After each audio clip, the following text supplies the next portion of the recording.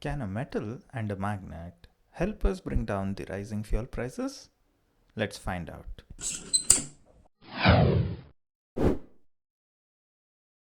Look at this picture. What do you see here? What do you observe here? Well, it seems like this guy is trying to move his vehicle with the help of a magnet. This magnet would attract this metal plate in this direction, and the entire vehicle which is attached to this metal plate would keep moving in this direction. Isn't it? But would it not be strainful for this guy to keep holding the magnet? So, a better arrangement of this situation would be something like this, wherein you don't have to hold the magnet, but instead you have attached the magnet to the vehicle, right? And there is a metal plate here in front of the vehicle which gets attracted by this magnet in this direction, and this vehicle keeps moving just like this, correct? So let us do an experiment and try to confirm whether this works or not. So to do an experiment, all that we need is a vehicle, a metal and a magnet. So let's do it. Here we have a vehicle and a metal. All we need is a magnet. We have just put in some hinge over here so that this vehicle remains stable. Let me get this magnet here. The magnet is attached to a plastic frame. Let me get this magnet close to this vehicle, and you can see that the wheels moved. Let me do it again. The vehicle is stationary, and as I bring this magnet closer, the vehicle moves. And if I move the magnet, the vehicle also moves along. Correct? But this is not what is happening here, right? Here the magnet is attached to the vehicle. Nobody is moving this magnet. So let me bring this. Yeah, this has two slots. As you can see, there are slots here, and there are projections here on this vehicle. So let me make the slots go into these projections, and now I will leave the vehicle and see whether it moves. As you can see, it does not move. Why? Why not? As far as we are concerned, I remove this magnet. This magnet did attract this metal.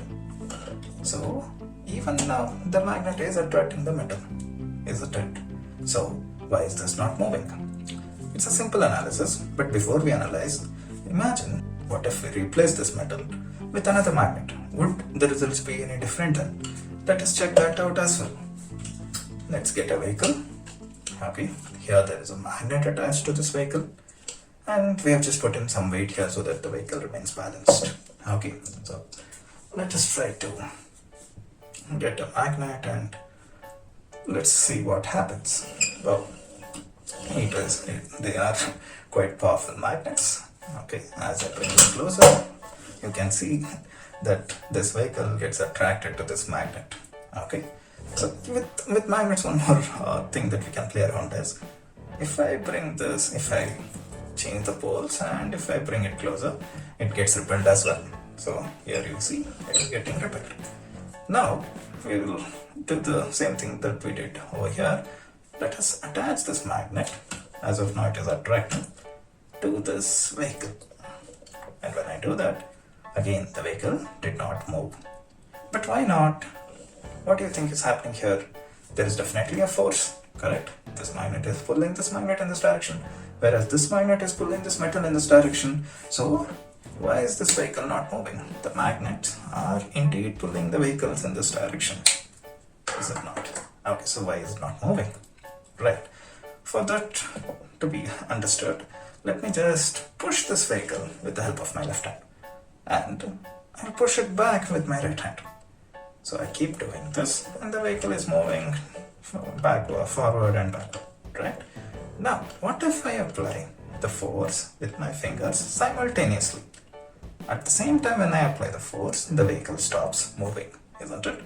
Though the forces are existing, though the forces are acting on this vehicle, the vehicle doesn't move. My left hand is pushing the vehicle in this direction, whereas my right hand is resisting that in the opposite direction. And when these two forces are equal and opposite, the vehicle does not move. Then a similar thing should be happening with the magnets as well, right? So not only this magnet is pulling this magnet in this direction, this magnet will also have to pull it in this direction. And the same thing should be applicable here. not only the magnet is pulling the metal, but also the metal should be pulling the magnet, right? So let us confirm that. I will detach the magnet, keep it down here. We know that it pulls, right? Fine. So there is no doubt that this magnet is pulling it in this direction. Now, let me bend this vehicle. And as you can see, this magnet is also pulling it in the opposite direction. So we have an opposing force. So these two forces, when they are equal and opposite, they stop moving this vehicle, right? So let's experiment with the metal as well. I'll just detach both the magnets, keep it aside so that the experimenting will be easier. So I'll bring this magnet closer to this vehicle and you can see the vehicle moved. Okay, you can see it again, right? Now I will hold this vehicle where the metal is there and bring this closer and leave it here, or just take this vehicle a little closer and you can see this is getting attracted, right? So what happened with this setup is this metal also pulls down to the magnet with an equal force, because of which it is not moving. So what is the idea behind also, or where can we use this idea? This idea can further be extended to a setup like this. I have magnets here. Now I bring in one more magnet. So when I bring this closer, what happens to this arrangement is it rotates. These two magnets are repelling each other.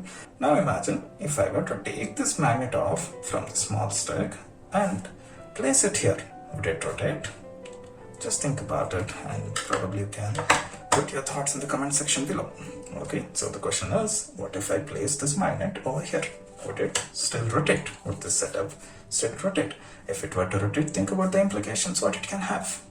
This rotational energy can be this mechanical energy. This rotational mechanical energy can be converted into some form of useful energy like electricity. And we will get electricity forever with the help of magnets, or for a very long time until we run out of magnets. Is it not? Okay, what is the point of doing all these experiments? The point of doing these experiments is to validate the statement. What does the statement tell us? If no net force acts on a body, then the body's velocity cannot change. That is, the body cannot accelerate. In simple terms, there was no net force. The forces were equal and opposing, so they cancelled out each other. So there was no force to move this body in one particular direction. What is this? Does this sound familiar? This is the Newton's first law of motion summarized with this statement. So why did we go and experiment this? That is because Newton's law cannot be proven. Remember this, Newton's laws cannot be proven. Okay, they can only be validated. They can only be validated with the help of experiments. Okay, so it's not like area of a triangle that we can prove it, or proving the square root of 2 is an irrational number. So that's not the thing that we can do with Newton's laws of motion. But has Newton's first law of motion helped us answer the question asked at the beginning of the video? Well, think about it. But however, there is an exception to this law. That is, we would need, instead of this magnet, we would need a person by the name Magneto. If Magneto were to be attached to this vehicle, okay, then this vehicle would move. So how it's going to work out, or whether we can ever be able to find a Magneto, we can check out in our future videos. So if you like this video, please give us a thumbs up and please share. It will help our channel Apple to Mercury. So thanks a lot. Take care.